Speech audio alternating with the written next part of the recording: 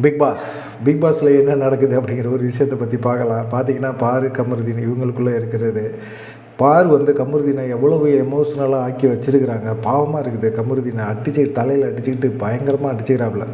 தப்பு பண்ணிட்டோம் அப்படிங்கிற மாதிரி. அது எப்பயுமே வந்து எப்போ ஒரு விஷயம் சந்தோஷமாக இருக்கிற மாதிரி தோணுதோ அந்த விஷயம் பின்னாடி நமக்கு ஒரு பிரச்சனையை கொடுக்கும், வலியை கொடுக்கும், வேதனையை கொடுக்கும். கண்டிப்பாக அதுலேருந்து மீண்டு வர்றது ரொம்ப ரொம்ப கஷ்டம் அப்படிங்கிறது கமருதீனை பார்க்கும்போது தெரியுது. கமருதீன் இவ்வளோ நாள் விளையாண்ட விளையாட்டு அதெல்லாம் தாண்டி கமருதீன் மேலே ஒரு பரிதாபம் வருது. அது ஏன்னே தெரியல. ஏன்னா அந்த அளவுக்கு வந்து இது பண்ணிட்டாங்க. ஏன்னா ஏற்கனவே ஆதிரை வந்து ஒரு விஷயத்த சொன்னாங்க, இவன் லேடிஸ் விஷயத்தில் வீக்கு, எல்லாத்துலேயும் பழகுவான், ஆனால் பழகிட்டு கை விட்டுருவான் அப்படிங்கிற மாதிரி ஆதிரியை சொல்லியிருந்தாங்க. ஆனால் இவனுடைய கமருதீனோட பேச்சு இதெல்லாம் பார்க்கும்போது பார்த்திங்கன்னா கமருதீன் தான் மாட்டிட்டு பார்வதிகிட்ட மாட்டிட்டு இப்போ வந்து வெளியே வர முடியாமல் தவிக்கிறானோ அப்படிங்கிற மாதிரி ஒரு தோணுது.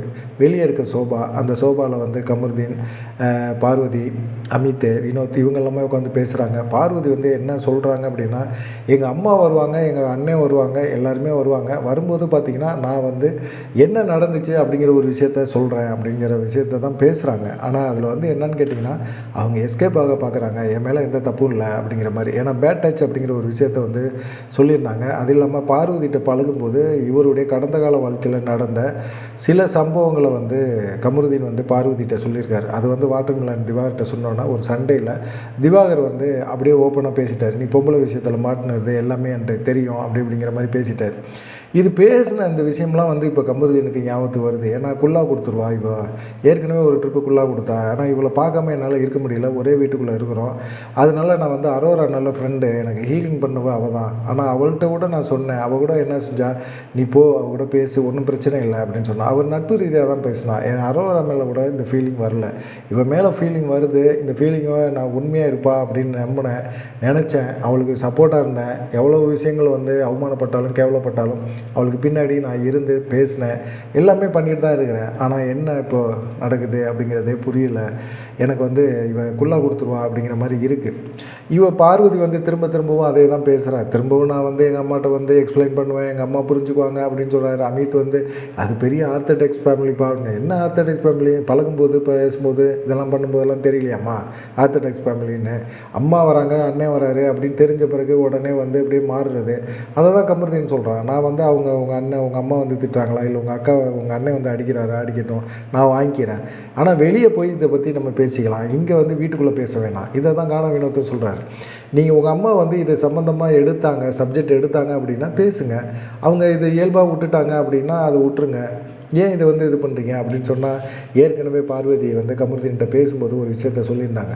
இங்கே பார், இது வந்து எல்லாமே இப்போ பிக் பாஸ் 9 அப்படின்னு எடுத்தால் கமருதீன் பாரு இவங்களுடைய காதல் அப்படிங்கிறது ஒரு விஷயம் வந்து இருக்கும். ஆன் த ரெக்கார்டு இருக்கும். எல்லாமே யாரும் யாரையும் தப்பிக்க முடியாது. என்ன விஷயமா இருந்தாலும் பேசிக்கலாம், தீர்த்துக்கலாம் அப்படிங்கிற மாதிரி பேசுகிறாங்க.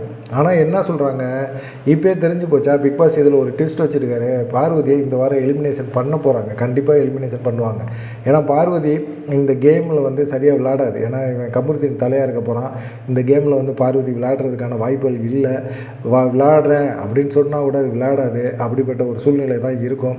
அப்படி இருக்கும்போது பார்த்திங்கன்னா கண்டிப்பாக கமருதீனுக்கு இது ஒரு மைனஸாக தான் படும். பார்வதி இந்த வீட்டை விட்டு வெளியே போகும். இன்னும் வந்து எமோஷ்னலாக வந்து கமருதீன் வந்து ஆகுவார் அப்படிங்கிற மாதிரி ஒரு பைத்தியம் பிடிக்கிற நிலைமைக்கு போயிட்டார். ஏறக்குறைய கமருதீன் பைத்தியம் பிடிச்சிருச்சு அவனுக்கு அந்த மாதிரி. ஏன்னா அமித், கானா வினோத் இவங்கெல்லாம் வந்து உங்கள் அம்மா வந்தாங்கன்னா நீ பாட்டு பேசு, உங்கள் அம்மா பேசுனா இந்த சப்ஜெக்டை ஆரம்பி, இல்லைன்னா ஆரம்பிக்காத, வேணாம் அப்படிங்கிற மாதிரி சொல்கிறாங்க. அதுக்கெல்லாம் ஓகே அப்படின்னு சொல்கிறாங்க. கமருதீனை வந்து டென்ஷன் ஆக்குறது தான் பார்வதியோட வேலையாக இருக்குது. பார்வதி வாய் சும்மா இருக்காது. எதையாவது ஒன்று பேசும். எதையாவது பேசி பேசி பேசி மனுஷனை குழப்பி எடுத்துரும். அந்த மாதிரி குழப்பிருச்சு. அவனை குழப்பி விட்டோன்னே இவன் பார்வதியை மறக்கவும் முடியல. எங்கே வந்து இப்போ வந்து முதல்லாம் பார்த்தீங்கன்னா கமருதீன் எங்கே இருக்கிறானோ அங்கே தான் வந்து பார்வதி இருக்கும். இப்போ என்னன்னா பார்வதி தனியாக போய் உட்காந்துக்குது. ஏன்னா அவங்க ஃபேமிலி வராங்களாம். அவங்க ஃபேமிலிக்கிட்ட வரும்போது நல்ல பிள்ளையா இருக்கணும். ஒரு நாளுக்கு முன்னாடியாவது நம்ம நல்லதாக போய் வெளியே போய் காணணும். இவ்வளோ நாள் 78 நாள் ஆச்சு. 78 நாளுமே நீ என்னென்ன பண்ணின, என்னென்ன செஞ்சுருக்கிற அப்படிங்கிற விஷயம் வந்து பிக் பாஸில் பார்க்குறவங்க எல்லாத்துக்கும் தெரியும். அதே இல்லாமல் பார்த்தீங்கன்னா அமித் வெளியேருந்து உள்ளே வந்தபோது விட வைல்டு கார்டாக உள்ளே வந்து பார்வதியை திட்டினார், நீயும் கமருதீனும் பழகிறது வெளியே வேறு மாதிரி போகுது அப்படின்னு சொன்னாங்க. திவ்யா கூட சொன்னாங்க, உங்கள் அம்மா இதை பார்த்தா என்ன நினைப்பாங்கன்னு சொன்னாங்க. நினைக்கும் போது கூட அதுக்கப்புறமா என்ன செஞ்சு திவ்யாட்ட போய் சண்டை போட்டுச்சு. எங்கள் அம்மாவை வந்து நான் காம்ப்ரமைஸ் பண்ண வேண்டியது என் வேலை, எங்கள் அம்மாவை பார்த்துக்க எனக்கு தெரியும், நீங்கள் அதை பற்றிலாம் சொல்ல வேண்டியதில்லை அப்படிங்கிற மாதிரி அது பேசிச்சு. என் பர்சனல் விஷயத்தில் நீங்கள் ஏன் தலையிடுறீங்க அப்படிங்கிற மாதிரி திவ்யாவை வந்து அட்டாக் பண்ணி பேசிச்சு. இந்த மாதிரியெல்லாம் பேசிக்கிட்டு இருந்தது வந்து திடீர்னு வந்து அது பாட்டுக்கு வந்து இப்போ வந்து எங்கள் அம்மா வர்றாங்க, எங்கள் அண்ணன் வர்றாரு, என்ன நடக்க போதோ அப்படிங்கிற மாதிரி ஏற்கனவே அவன் வந்து என்ன நடக்குமோ அப்படிங்கிற ஒரு எண்ணத்தில் இருக்கிறவன் டக்குன்னு அவன் பயந்து போய் அவன் உட்காந்துக்கிறான். அவனுக்கு வந்து என்னன்னு கேட்டிங்கன்னா பயம் கிடையாது. அவங்க அண்ணன் வந்து அடிப்பார், பார்வதி அண்ணன் அடிப்பார், இல்லை அவங்க அம்மா வந்து திட்டுவாங்க, எமோஷ்னலாக பேசுவாங்க, நம்ம அழுவோம் அப்படின்னு நினச்சா அவன் அதை பற்றிலாம் கவலைப்படல. பாரு நமக்கு குல்லா கொடுத்துரும், அவ்வளோதான். இவ்வளோ பெரிய விஷயமே இருந்தாலும் வெளியே போனாலும் பார்வதிக்கு ஒரே ஒரு விஷயம் என்னன்னு கேட்டிங்கன்னா, அவங்க வந்து நம்ம பிக் பாஸ் 9 அப்படின்னா கமருதீன் பாரு லவ் அப்படிங்கிற ஒரு விஷயம் வந்து மனசில் எல்லா மனசுலையும் நிற்கும் அப்படிங்கிற ஒரு எண்ணத்துக்காக இவங்க போட்ட நாடகம் அப்படிங்கிறது தெளிவாக தெரியுது. இது கமருதீன் உணர்ந்துட்டான். கமருதீன் ஏன்னா ஒரு பொண்ணு இவ்வளோ நெருக்கத்தில் பழகிட்டு தனியாக போய் உட்காந்து பேசுகிறது போகிறது வருது அப்படிங்கிற ஒரு விஷயத்த வந்து ஏற்றுக்கவே முடியாது, ஏற்றுக்கவும் கூடாது. அதுதான் கமருதீனோட நிலைமை. இப்போ இன்றைக்கி இருக்க நிலைமையில் அதுதான் அவனுக்கு வந்து அந்த ஃபீல் வந்திருக்குது. அந்த ஃபீலை வந்து உருவாக்கி விட்டதே பார்வதி தான். எமோஷ்னலாக வந்து அவனை பிளாக்மெயில் பண்ணி அவனை வெளியேற்றக்கூடிய அளவுக்கு கொண்டு போய் விட்டுருச்சு, பார்வதி விட்டுருச்சு. இப்போ வந்து வேணான்னு சொல்லு. அதை தாண்டி பார்த்திங்கன்னா திரும்ப ஒரே வார்த்தை, எங்கள் அம்மாவுக்கு எக்ஸ்பிளைன் பண்ணுவேன், எங்கள் அம்மாவுக்கு நான் சொல்லணும், எங்கள் அம்மாட்ட சொல்லு, அவங்களா கேட்டால் சொல்லு, அவங்க வெளியே இருந்து பார்த்துட்டு வந்திருக்கிறாங்கல்ல, அவங்களாம் கேட்கும்போது சொல்லு, அவங்களாம் ஒன்றும் கேட்கல அப்படின்னா விடு, அவங்க பாட்டுக்கு இயல்பாக 24 மணி நேரம் இருந்துட்டு போகிறாங்க. அதை விட்டுட்டு நீ பாட்டுக்கு நான் சொல்ல போகிறேன் எக்ஸ்பிளைன் பண்ண போகிறேன் அப்படின்னு சொன்னால் அப்போ வந்து கமருதீனை ஏமாத்துற மாதிரி தானே ஆகுது. கமருதீனுக்கு குள்ளா தானே, அதுதான் கமருதீன் சொல்கிறான்.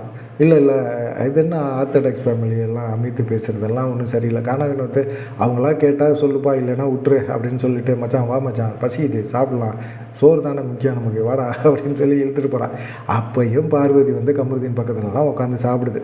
சரி, சாப்பிடும்போது வாயை வச்சுட்டு சும்மா சோறு தானே தின்னுட்டு போக வேண்டியது தானே. அதை விட்டு அங்கேயும் போய் கமருதீனை வம்புல் திட்ட மாதிரி எங்கள் அம்மா வந்தால் நான் அன்றைக்கி நடந்தது என்ன அப்படிங்கிறத நான் வந்து சொல்லுவேன் அப்படின்னு சொன்னால், உன் மண்டைக்குள்ளே என்ன மூளை வேகமாக ஓடிக்கிட்டே இருக்குதா, ரத்த ஓட்டம் அதிகமாக இருக்குதா, ஏன் இப்படி பண்ணிக்கிட்டே கிடக்குற?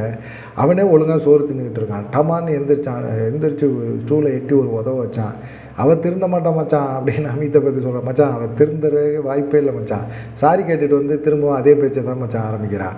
பேட் டச் பண்ணான் அப்படிங்கிற மாதிரி ஒரு விஷயத்தை கொண்டு போகிறான். நான் ஒரு ஆண், எவ்வளோ தூரம் நான் வந்து மனசு கஷ்டப்பட்டிருப்பேன், மன உளைச்சலாக இருந்திருப்பேன், பேட் டச்சுங்கிற ஒரு விஷயத்தை கொண்டு போய் வாட்டர் மிலனை வச்சு பேச வச்சு எவ்வளோ கேவலப்படுத்தினா. நான் அந்த கேவலத்தெல்லாம் மறந்துட்டு அப்படி ஒரு விஷயம் நடந்துருந்துச்சு அப்படின்னா திரும்பவும் அவன் கூட நான் பழகணும்னு நினைக்கலாம். அவன் மேலே ஒரு ஆசை, ஆர்வம், காதல் இதெல்லாம் இருக்குது, அது உண்மை.